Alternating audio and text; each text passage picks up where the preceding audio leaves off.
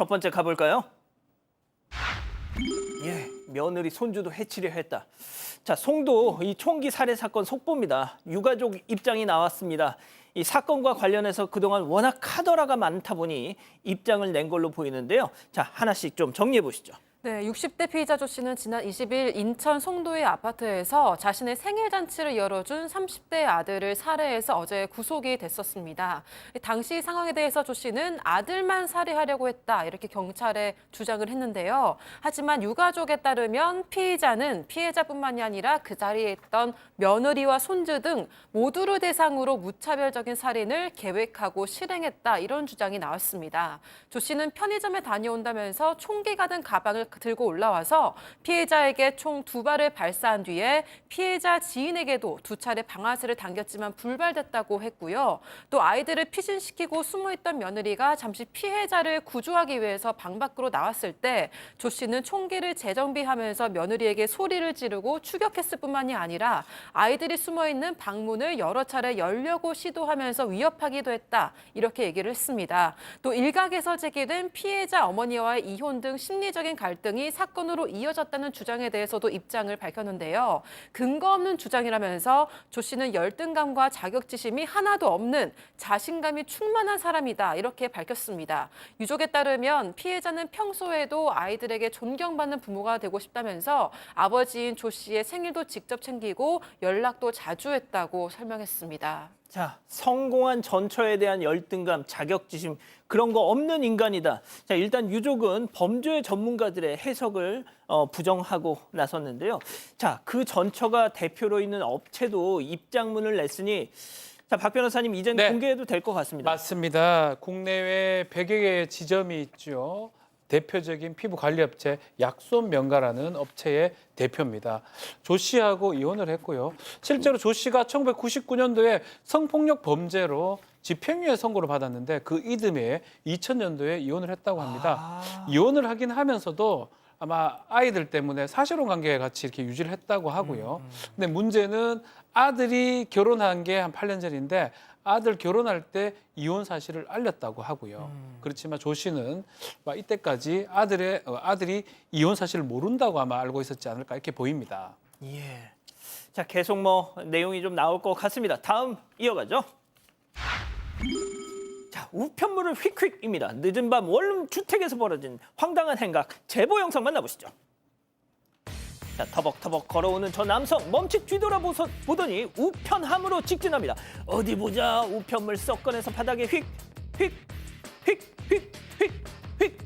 내 거 아니야 내 거 아니야 그렇게 온 동네 우편물 꺼내서 바닥에 내동댕이를 치고 있습니다. 자, 그리고선요 그 다음에 뭘 할까요? 빗자루를 휙 소화기를 발로 퍽 난장판 만들고 이만 총총. 자, 연애 편지 찾는 건가요? 왜 애먼 남의 우편물에 저렇게 화풀이를?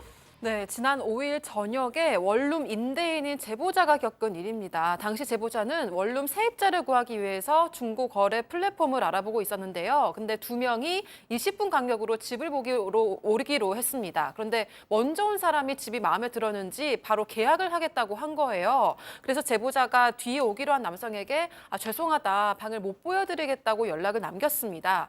그리고 이후에 한 낯선 남성이 원룸 건물 현관으로 들어와서 보신 것처럼 매일함을 뒤지더니 이 꽂혀진 우편물들을 모두 바닥에 던지고 또 소화기와 빗자루 등을 파손한 뒤에 도주를 했는데요.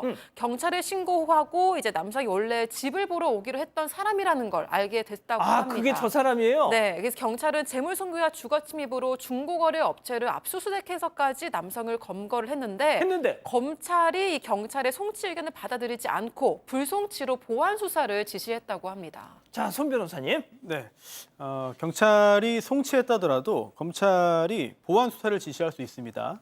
그래서 그 보완 수사 지시의 내용상 사실상 방향이 정해지는 경우도 있거든요. 그래서 이 사건의 경우에도 경찰이 다시 사건을 돌려받은 다음에 여러 가지를 다시 물어봤던 거예요. 출입문에 외부인 출입 금지 표시가 있냐? 이거는 주거 침입 관련된 부분에서의 쟁점이 되겠고요. 또 소화기는 언제 샀냐? 이거 재물손괴 관련해서 여러 가지 따져볼 부분이 있는 것 같습니다. 이런 걸 통해서 결국은 이제 불송치로 바뀌었는데요.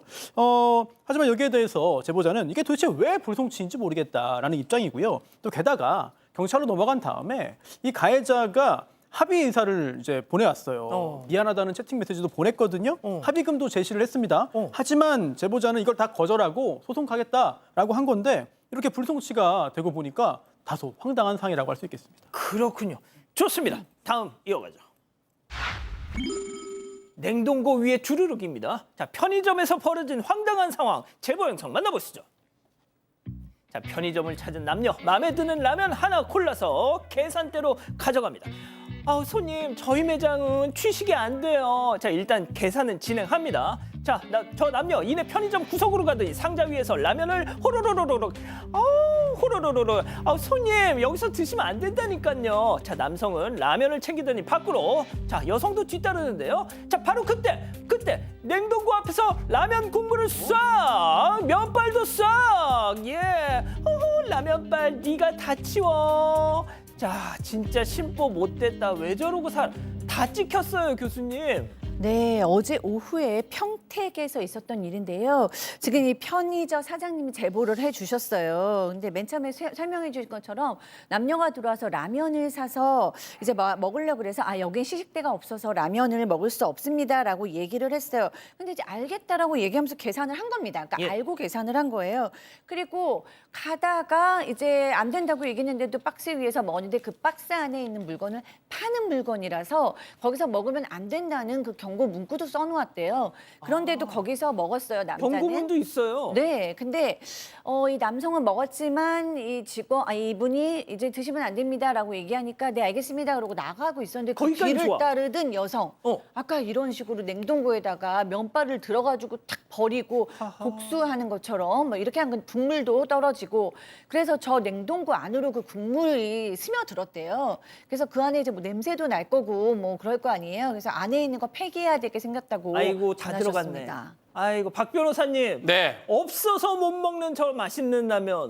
저걸 버린다? 용서가 되십니까? 아니요, 용서가 절대 안 되고요. 나가면서 먹어야죠. 왜 저기다가 버리고 또 다른 냉동고까지 더 오염을 시키느냐. 이게 문제가 좀 되는데 CCTV 확인을 했고요. 카드 결제가 있었습니다. 오. 카드사 통해서 누군지 지금 확인한 다음에 오라고 얘기를 했고 경찰에 신고를 했다고 합니다. 경찰에서는 이게 재물손괴라든지 업무방해죄가 좀 성립하기 어렵다고 하는데 업무방해죄는 몰라도 최소한 재물손괴죄는 전 성립할 그러니까. 것 같거든요. 왜냐하면 복수심에 고의로 고의. 가서 오염을 시킨 겁니다. 그 정도 판단할 수는 있는 거거든요. 그래서 뭐 다시 좀 따져본다면 재물손괴죄 되고요. 민사적 책임도 좀 물어야 되지 않을까. 그만큼 손해본 만큼 생각이 듭니다. 그러니까요. 자, 좋습니다. 마지막 사연으로 가보죠. 혼자 냉면 먹으러 간 죄. 자, 집단 지성의 판단을 받아보고 싶으시다면서 제보해 주신 사연 함께 들어보시죠. 안녕하세요. 경기도에 거주하는 50대 여성입니다. 며칠 전 평일에 하루 휴가를 내고 서울에 일정이 있어서 다녀왔는데요. 근처에 제가 20년 전부터 다니던 냉면 맛집이 있더라고요. 남편과 연애할 때부터 다녀서 아이와도 자주 갈 만큼 좋아하는 곳이라 냉면 먹으러 혼자서 갔습니다. 점심 12시쯤에 식당 앞에서 줄을 섰는데 직원분이 몇 명이냐고 물으시더라고요. 한 명이라고 했더니 뒤에 서 있던 손님들에게 먼저 들어가라고 했습니다. 그러면서 저한테는 일단 기다리라고 하길래 기다렸는데 뒤에 있던 20명 단체 손님까지도 먼저 들여보내는 거예요. 그러다가 입구에 있던 제가 거슬렸는지 이번에는 나가서 기다리라고 하길래 언제 들어가냐고 물었더니 혼자 오면 기다려야 되는 규칙이 있다고 하는 겁니다. 황당해서 아무 말도 못하고 있으니까 그제서야 들어가라고 하셨어요. 제가 한 명 손님이면 20명이 들어가도 기다리는 룰이 어딨냐. 예전부터 다녔는데 그런 건 처음이다 이렇게 얘기를 했더니 그 직원이 주문서를 테이블에 던지면서 짜증을 내더니 시비를 건다고 얘기를 하더니 떠났습니다. 결국 냉면도 다 못 먹고 집에 돌아오는 내내 창피함에 눈물까지 나더라고요. 오래전부터 정말 좋아했던 식당인데 앞으로 갈 수 있을지도 모르겠습니다. 한 명 손님은 이런 취급을 받아도 되는 건가요? 자, 서울 중구에 있는 아주 유명한 냉면집. 자, 기다리셨던 부처 핸즈업 타임 6천여 분의 우리 가족 여러분들 채팅창에 X로 함께 참여해 보시죠. 먼저 냉면집 직원입니다. 아이고, 진짜 이 아줌마 안 그래도 더워 죽겠는데 열받게 하네. 여름에 그것도 낮에 역사와 전통이 살아 숨쉬는 우리 냉면집 사정 어떤지 뻔히 알면서 저 뒤에까지 늘어선 줄 좀 봐요. 줄 좀. 단체 손님의 직장인 손님도 저렇게 바글바글 거리는데 어디 혼자 와가지고 자리를 내놔라 마라. 우린 뭐 흙퍼서 장사하냐? 안 팔아 동그라미. 그렇습니다. 여기서 만약에 동그라미를 드시면 마지막 방송이죠. 다음 사연자 손님입니다. 아니 아줌마, 1인 손님은 손님도 아니에요? 무시하는 것도 정도가 있지. 입장 바꿔놓고 생각해봐. 먼저 와서 기다리는데 20명 다른 손님이 쭈루루루 들어가면 화나 안 나. 그리고 뭐 혼자 오면 기다려야 한다는 규칙? 그런 규칙 어딨어? 맛집이라고 콧대가 그냥 하늘을 찌르네. 이번에 여수 식당도 그러다가 한 방에 훅 갔어. X. 손 변호사님. 저는 사실 그 음식에 대한 어떤 여러 가지 뭐 식견이 없어가지고 줄을 잘 안 서요. 그런데 또 음식 좋아하시는 분들이라든지 새치기 하세요 그럼?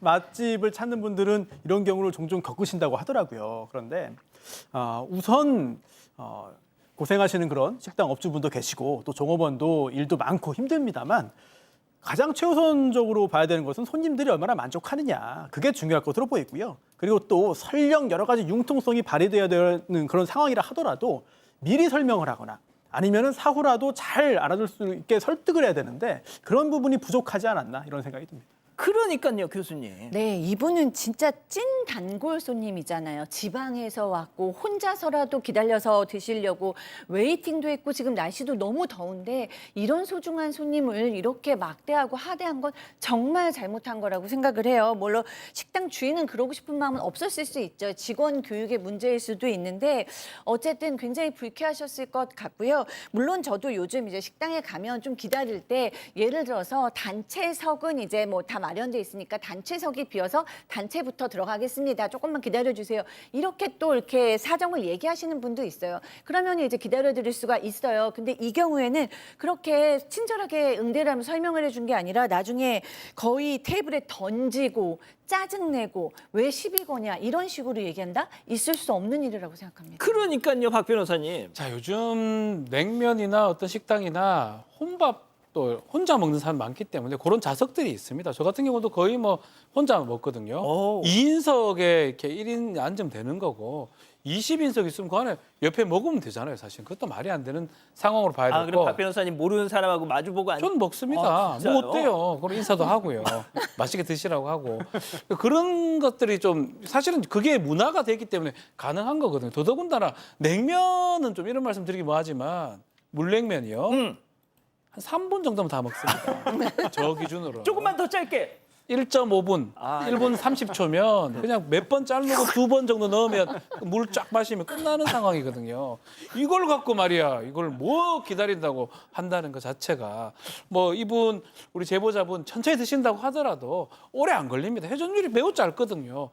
정말 어떻게 보든 저쪽에 보든 서비스 정신도 없고 이유도 좀 없다고 봅니다. 자, 백다희 아나운서. 저도 이 사연자에게 되게 좋은 기억이 많은 곳이라서 좀 많이 속상했을 것 같다는 생각을 했는데요.